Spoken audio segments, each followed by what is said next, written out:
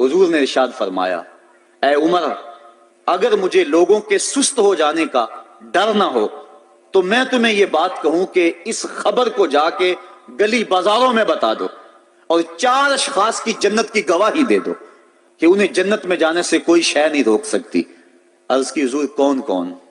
فرمایا ایک وہ عورت جس نے اپنی ساری محبتیں اپنے خامد پہ نچھاور کر دیں اور وہ اس حال میں مری کہ اس کا خامد اس پہ راضی تھا۔ دوسرا وہ شخص جس کے بچے زیادہ ہیں، ذرائع آمدنی تھوڑے ہیں، لیکن اس نے اپنے بچوں کے پیٹ میں حرام کا لقمہ نہیں جانے دیا۔